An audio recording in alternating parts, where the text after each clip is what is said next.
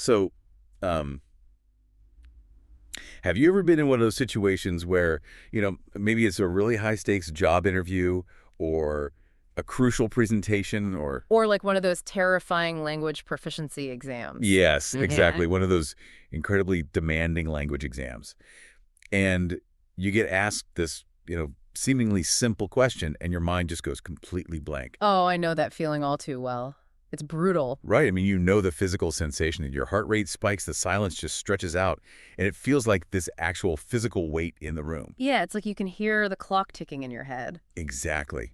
And all you could think of to say is just the absolute most mundane, uninspired, cookie-cutter answer you can possibly imagine. It really is a universal human experience, honestly. I mean, the pressure of that specific moment, it acts like this massive bottleneck on our A cognition. bottleneck. Yeah, that's a good way to put it. Because think about it, we possess decades of complex thoughts Mm. and nuanced opinions and all these rich experiences. But you put us under a spotlight with that ticking clock, and our brain just panics. It just abandons all that nuance. It really does. It just grabs the closest, simplest cliche it can find, basically just to fill the dead air. Exactly. So you get asked something like, who inspires you professionally? And instead of giving this thoughtful analysis of a leader who reshaped an industry, you just blurt out like, my dad, because he works hard. Right, which, is a lovely sentiment. It is. It's very sweet. But it doesn't exactly showcase your intellectual depth, or your professional vision or your ability to synthesize complex ideas,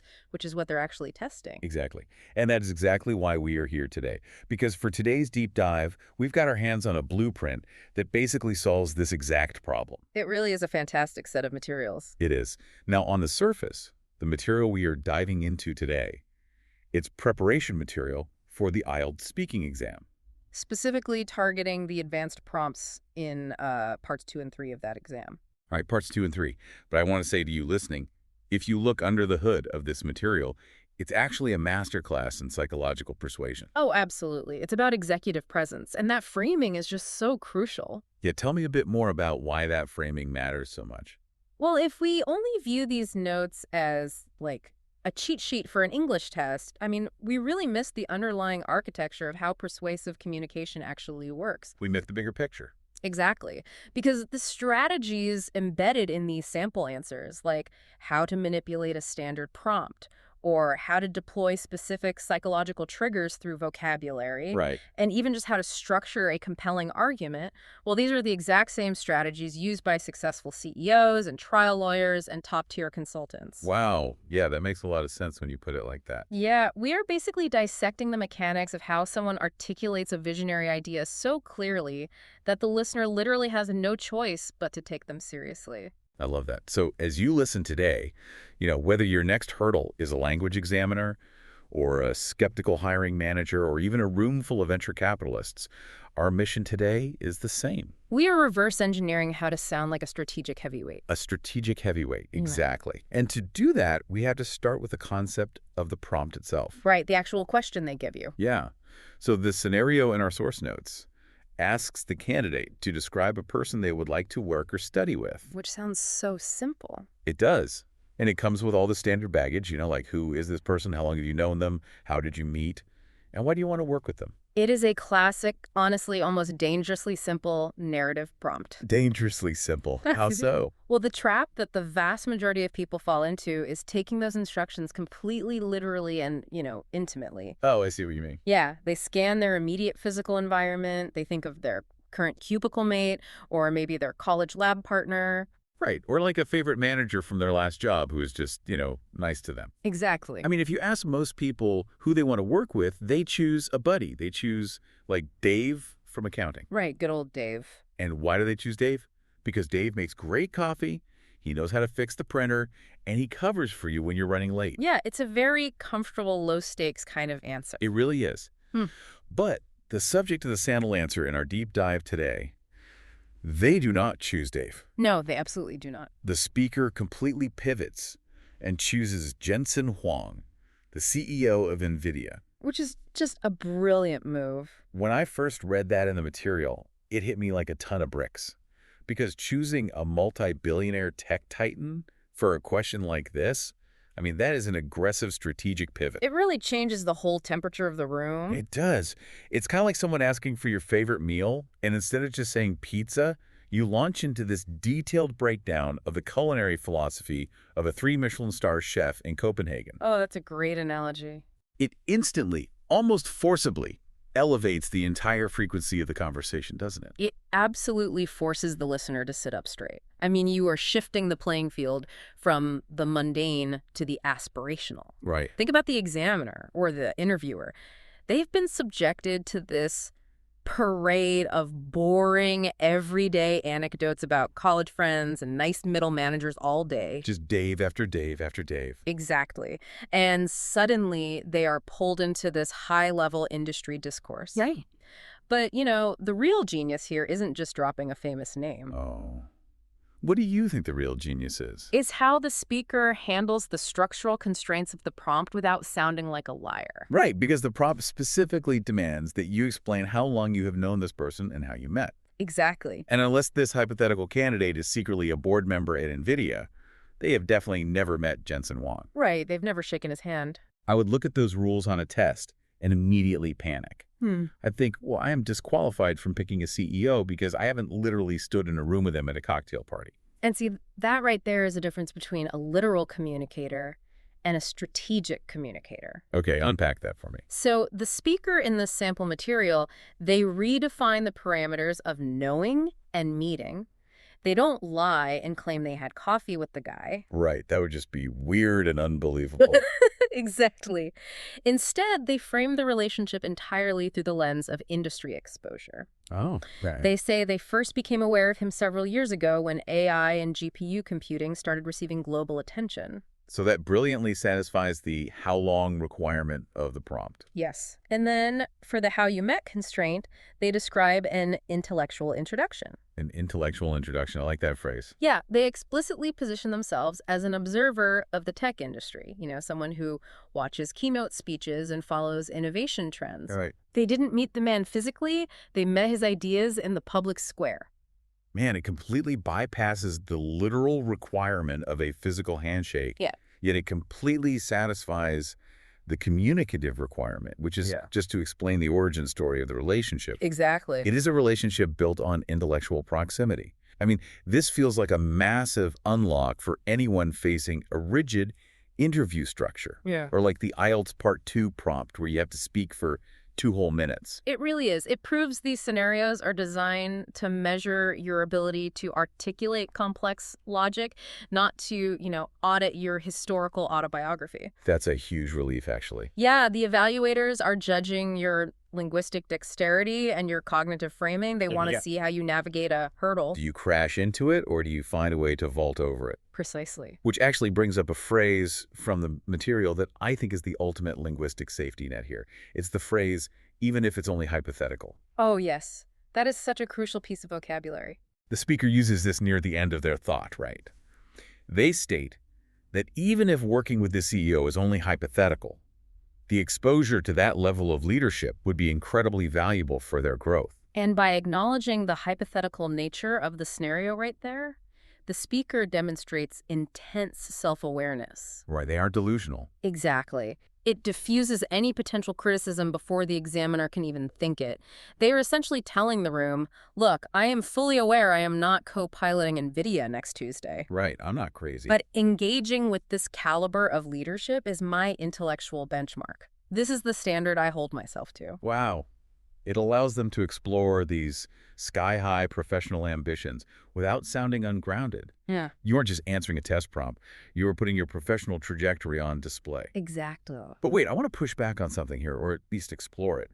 Because choosing a visionary is one thing. Actually sounding like one is another. That is very true. If you just drop the name Jensen Huang and then say, like, he's cool and makes a lot of money, you've completely ruined the setup. Yeah, the ambition of the subject has to be matched by the sophistication of the vocabulary. Right. So the curated phrasing in these notes, it seems highly engineered. It's like this specific toolkit for describing strategic organizational shifts and elite leadership qualities. It is entirely engineered. Every phrase serves a specific purpose. But I have to stop you there and push back a little because I hear people use phrases like strategic shift or technical insight all the time in meetings, and my immediate reaction is usually just to tune out. Oh, sure, the corporate jargon fatigue. Exactly. It often sounds like a LinkedIn post generated by an AI algorithm. I mean, if a candidate walks into an interview dropping heavy corporate jargon left and right, how do they not just sound like they swallowed a buzzword dictionary? That is a highly valid skepticism, honestly. Doesn't it run the risk of sounding totally robotic? It does if it's done poorly. When people memorize vocabulary without understanding the psychological context of those words, it sounds like putting a tuxedo on a pig. A tuxedo on a pig. I love that. It just doesn't fit, right? But the material here avoids that trap through a technique called anchoring. Anchoring. How does that work here? Well, early on in the response, the speaker explicitly anchors their identity by stating, as someone working in the tech industry. Ah, okay. So they established their jurisdiction right away. Precisely. Once you establish that you are an insider or at least a deeply invested, highly informed observer of a specific domain, the use of advanced industry-specific vocabulary feels earned. I see. It becomes your natural operating frequency rather than just a costume you're putting on to try and impress an IELTS examiner. Exactly. Context dictates the register you should speak in. If Dave from accounting starts talking about paradigm shifts in the break room, it's ridiculous. Right. Nobody wants to hear that from Dave. But if a tech professional discusses a strategic shift in AI infrastructure, well, it's credible. It fits. Okay, that makes perfect sense. Let's actually put these specific phrases from the source material under a microscope now, because the psychology behind the word choices here is just fascinating. Let's do it. So take the way the speaker describes their awareness of the CEO. They don't just say, I know him or I've heard of him. They use this specific phrase, become aware of. Why does that subtle shift matter so much? Well, saying I know him implies a static binary state. Like an on-off switch. Exactly. You either know someone or you don't. And furthermore, it implies a two-way personal relationship that we already established definitely doesn't exist. Right, we're avoiding lying. But become aware of, on the other hand, implies a psychological process. It is an awakening to someone's presence within a broader cultural or professional landscape. Wow, an awakening. Yeah, it suggests that the speaker's radar is constantly scanning the horizon for talent and trends. It almost feels like they're watching a chessboard. It's not just, I saw a guy on TV. It's more like, this new piece moved onto my board, and I actively registered its significance. That's a perfect way to visualize it. And the material pairs this with the idea of becoming increasingly interested in him. It's an organic buildup. You aren't just this sudden fanatic who watched one YouTube video. You are a professional tracking a variable over time. It paints the speaker as highly analytical. And that analytical lens, it is applied beautifully to how they describe organizational change in the text. Yeah, let's look at that. When talking about NVIDIA, they use the structure evolve from into. Yes. They note the company evolved from being mainly a gaming graphics company into a central force in AI infrastructure. Now, contrast that with just saying the company changed a lot. Right. Changed a lot. It's so basic. Exactly. Change is a neutral, totally directionless word. I mean, a rock changing into sand is a change. Right. But evolve implies a directional, often difficult progression toward a higher state of complexity. Okay. Yeah.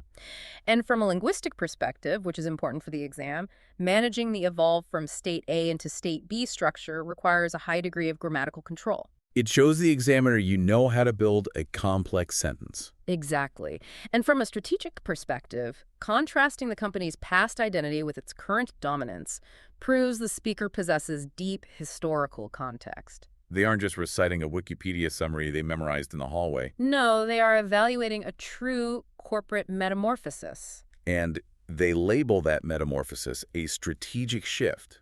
I really love that phrasing because it implies intentionality. Yes. Intentionality is key there. Like the market didn't just happen to them. They weren't victims of a changing economy. Someone engineered that shift. Precisely. Which perfectly tees up the phrases used to describe the leadership traits that actually powered that engineering. The notes highlight having long-term vision and having the courage to make bold decisions before everyone else sees the trend. That is a phenomenal phrase. That second part, before everyone else sees the trend. That is what really separates a good manager from a true visionary, doesn't it? It absolutely does, because it introduces the concept of market timing and, more importantly, risk tolerance. Right, risk. I mean, it is very easy to make a bold decision when the trend is already obvious and the data is overwhelmingly in your favor. Yeah, that doesn't require courage at all. That just requires reading a spreadsheet. Exactly. The real cognitive leap is acting in the complete absence of consensus. Wow. By using this phrase, the candidate demonstrates to the evaluator that they understand the raw mechanics of market disruption. They understand that premium value is created in that tiny gap between when a visionary sees the future and when the rest of the market finally catches up. It shows you understand the physics of business, not just the vocabulary. Exactly. Now, let's look at the communication aspect of the vocabulary list. Mm. The material doesn't just praise the CEO for being some kind of silicon savant. It specifically zeroes in on how he speaks. Right. It focuses on his delivery. Yeah, noting his ability to explain complex technological ideas in a confident yet accessible manner. I feel like confident yet accessible is basically the holy grail of human interaction. It really is. It is the ultimate tightrope walk of leadership. Yeah. Well, think about it. Confidence without accessibility is just arrogance. It's essentially tyranny in the workplace. Right, you alienate your entire team because they're terrified to ask you any questions. Exactly. But on the flip side, accessibility without confidence is perceived as weakness. You know, you are everyone's friend, you're super approachable, but no one trusts you to actually steer the ship in a storm. That is such a good point. You have to have both. And it's also a brilliant meta strategy for the speaker taking the test. How so? Well, think about the context. You were sitting in an exam or an interview, being ruthlessly evaluated on your communication skills. Right? And what do? You spend your time eloquently praising someone else's top-tier communication skills. It subconsciously signals to the evaluator that you deeply value the very metric they are currently judging you on. Oh, that is highly sophisticated. I love that. Because describing a tangible object or like a simple sequence of events is easy.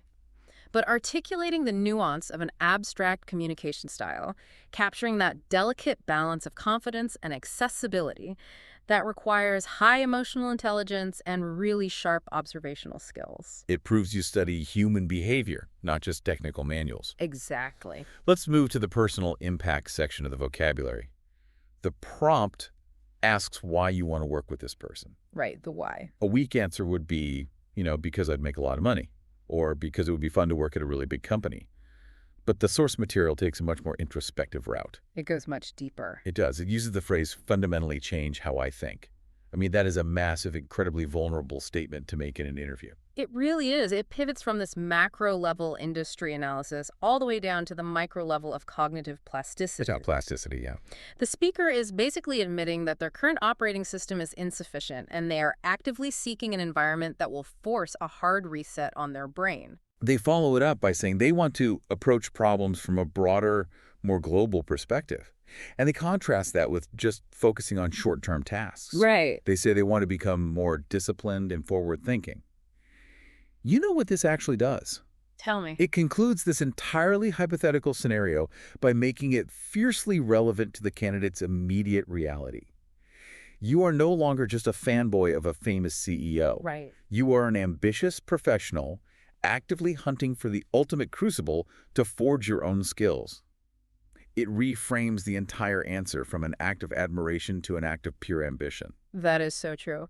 Before we move on from the vocabulary, though, I do want to highlight one mechanical phrase from the notes. Oh, please do. Right before the speaker launches into all this heavy analysis, they use the phrase, "What really stands out to me is..." Ah, yes. Now, when you are speaking for an extended period, whether in a Part 2 exam where you have to talk for 2 minutes straight or pitching a client, you cannot just present a wall of sound. You need verbal signposts. It acts as an auditory highlighter. Precisely. It gives the speaker a microsecond to breathe and, align their thoughts without resorting to filler words like, or like. Right.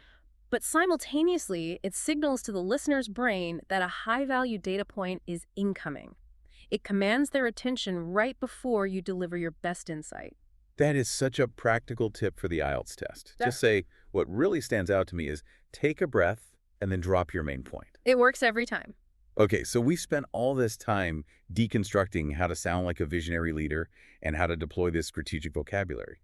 But that naturally begs a massive, somewhat philosophical question. Which is exactly where the Part 3 analytical questions in our material go next. Exactly. The question is, what actually makes someone a good leader in the real world beyond just having the right buzzwords? Right. The transition from part 2 to part 3 in these speaking exams is essentially a transition from the personal narrative to the abstract and the philosophical. It gets much broader. It does, and the speaker tackles this by utilizing the power of contrast. Contrast. How so? Well, they don't just rattle off a generic list of positive adjectives like, a leader is honest, hardworking, and smart. Which is what everyone else says. Exactly. Instead, they define leadership by first defining what it is definitively not. Ah, right. The text explicitly says, it is not enough to simply manage daily operations. Yes, that single sentence establishes a highly sophisticated baseline. It acknowledges that management, keeping the lights on, ensuring payroll goes out, checking off the daily tasks is absolutely necessary. Right. You can't run a business without it. But it argues that it is insufficient for true leadership. It creates this stark dichotomy between management and leadership. But wait, let me pause you there.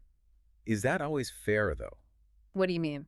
Well, I feel like in modern corporate culture, we constantly fetishize leadership and these grand visionaries, while we quietly ignore the people who actually keep the machinery running day to day. That's a fair point. I mean, without the manager making sure the daily operations don't collapse, the visionary's company goes bankrupt in a week.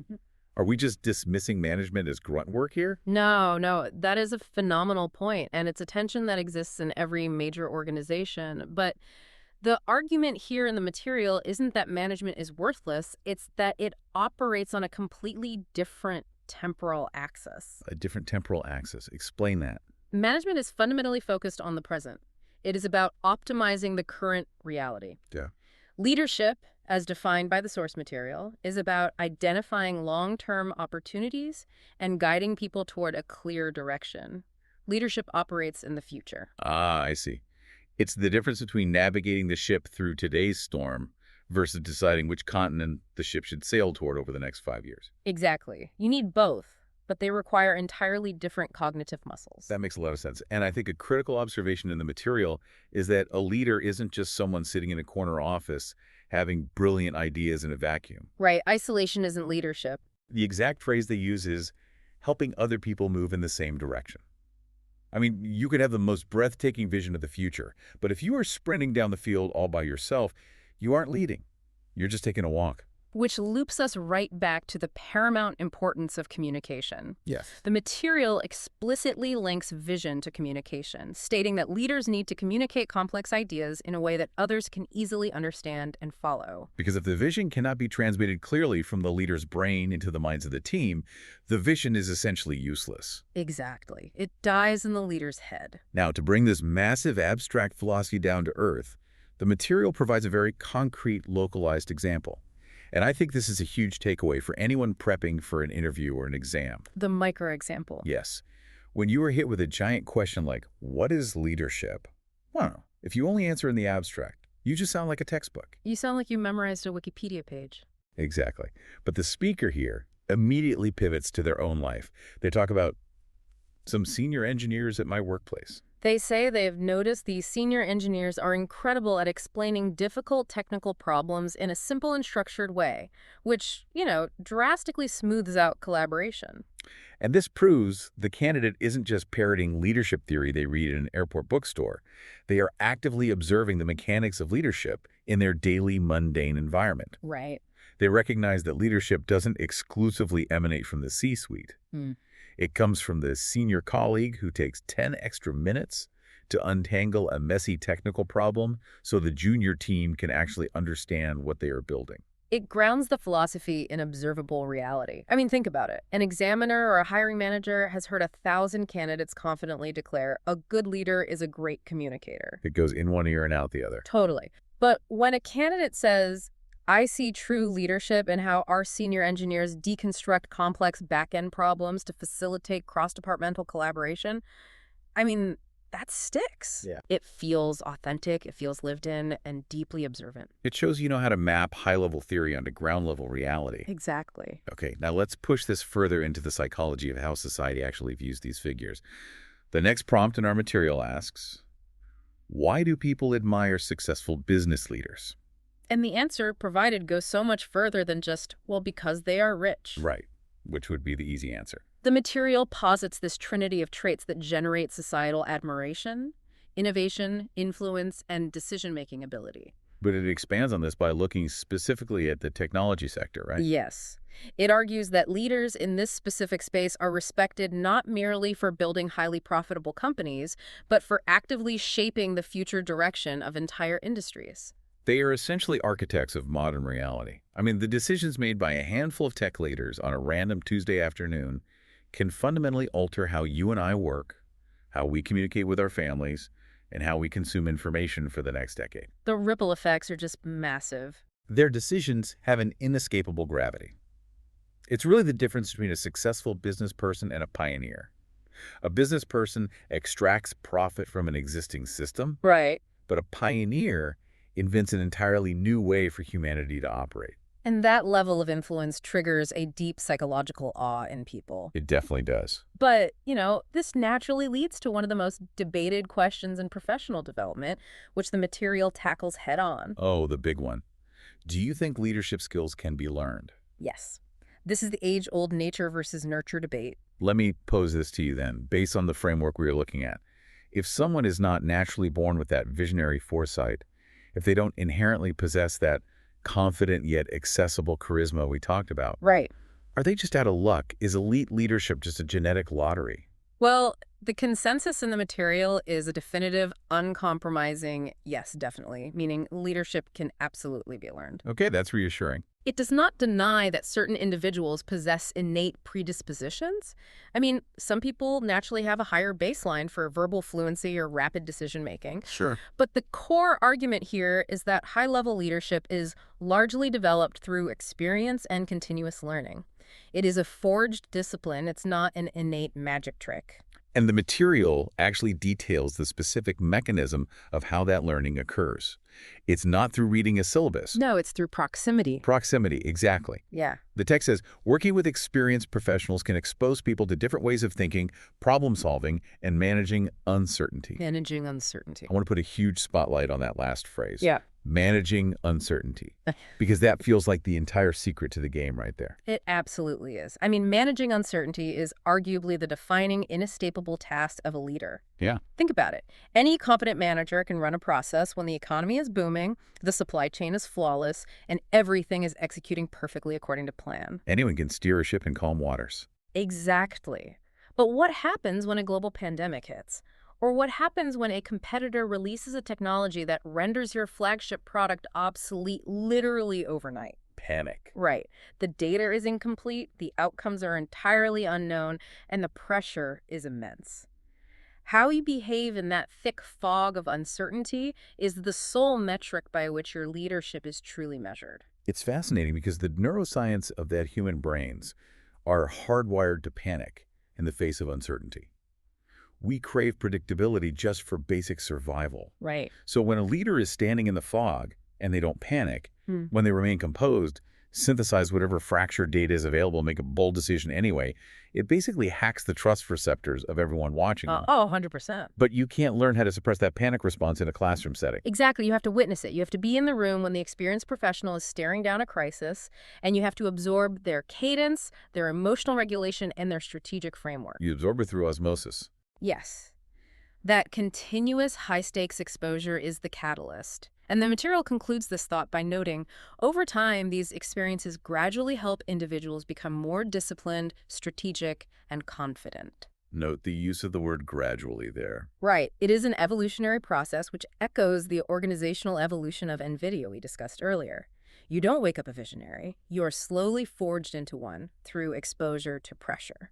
It completely strips away the mythology of the born leader and replaces it with the practical reality of the trained leader. I find that incredibly empowering for anyone listening who feels they aren't naturally charismatic. It really is. It's a skill tree you can level up. Exactly. Okay, so this brings us to the final analytical sequence in our deep dive today. We are looking at the absolute necessity of long-term vision and the career-altering impact of surrounding yourself with top-tier talent. Right, moving into the big picture strategy. The prompt in the material asks, is it important for companies to have long-term vision? And the material offers a resounding yes, warning of the severe existential danger of short-term focus, particularly in rapidly evolving ecosystems like the tech industry. Yeah, the short-term trap. It states bluntly that companies fixated only on short-term performance will struggle to adapt when massive market shifts occur. We see this play out constantly in the news.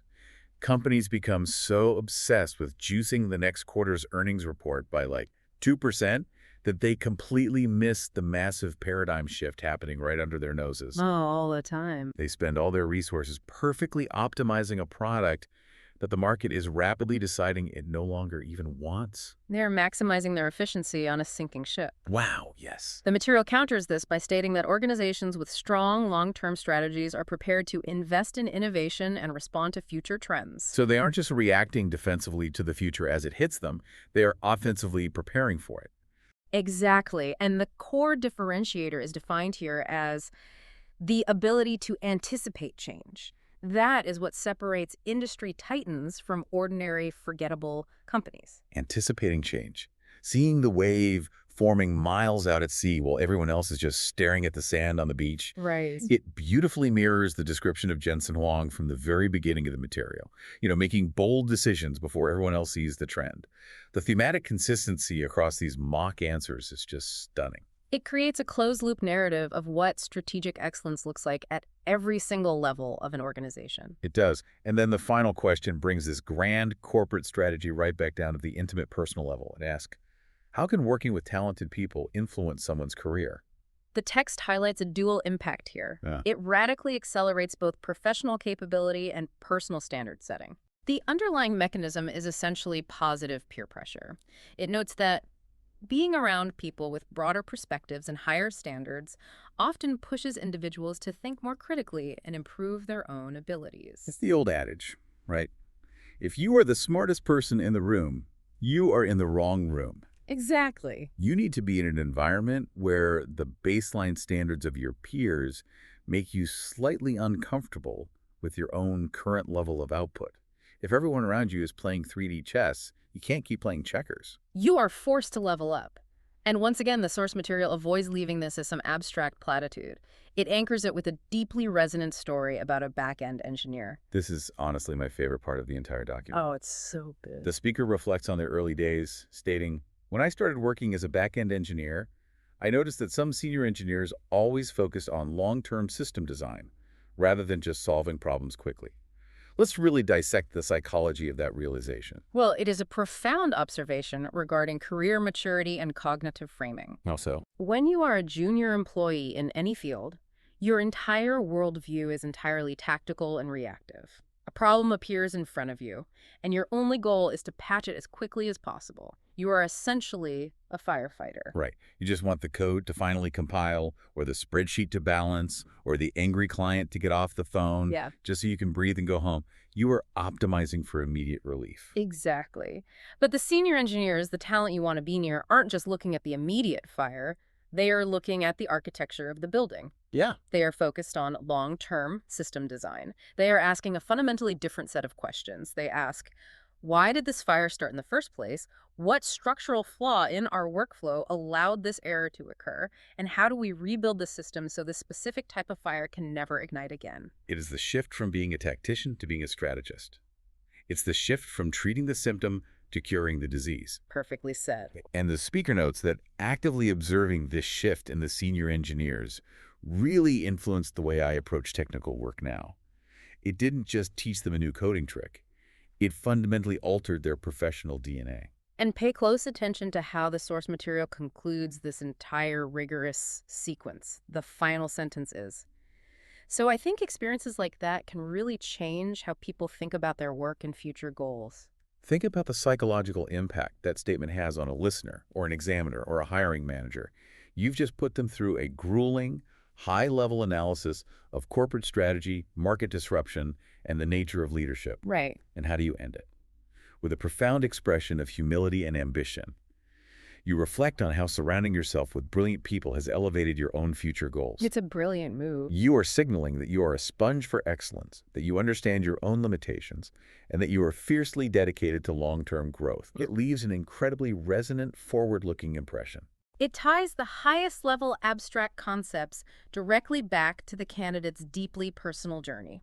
It proves you aren't just reciting theory, You are living it. Right, we have excavated an immense amount of value from these notes today. Let's trace the arc of what we've uncovered. Well, let's do a recap. We started by looking at how to radically upgrade a standard interview prompt. By choosing a visionary tech CEO instead of a comfortable coworker, you instantly dictate the terms of the conversation, elevating it to the aspirational level. We explored how to bypass literal constraints by focusing on intellectual proximity. Right, and from there, we conducted a granular analysis of the vocabulary required to sustain that high-level conversation. The buzzwords that actually mean something. Exactly. We saw how phrases like strategic shift, become aware of, and confident yet accessible aren't just empty buzzwords, but precise linguistic tools that signal your understanding of market dynamics, organizational evolution, and the delicate psychology of leadership communication. We tackled the age-old debate of management versus leadership, defining true leadership not as the daily maintenance of operations, but as the incredibly difficult task of identifying long-term opportunities and effectively communicating that vision so an entire team can move in unison. And we examine the reality that leadership is not a genetic gift, but a learned discipline forged in the crucible of experience, particularly through the vital skill of managing profound uncertainty. Managing the fog. Yes.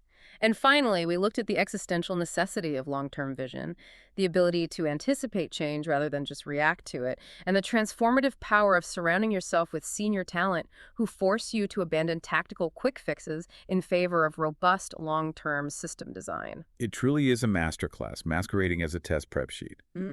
It is a blueprint for positioning yourself as a strategic heavyweight in any room you walk into. It really is. Which brings us to our final provocative thought for you to take away today. The recurring heartbeat of all these materials is that a leader's ability to communicate complex ideas in a simple, structured way is what actually shapes reality. That is the core of it all. It is what separates the managers maintaining the status quo from the visionaries inventing the future. So the next time you find yourself in that high-stakes situation, whether you are sitting down for a language exam, walking into a crucial job interview, or just trying to persuade your skeptical team in a Tuesday morning meeting, and you feel your heart rate spike and your mind starting to reach for the easiest, most uninspired cliche, remember the back-end engineer. Stop and think. Stop for a microsecond. Ask yourself, in the answer you're about to give, are you just frantically trying to put out the short-term fire right in front of you? Or are you designing the long-term system? How are you communicating your own complex ideas to ensure that you are the one helping everyone else move in the right direction? Think about that.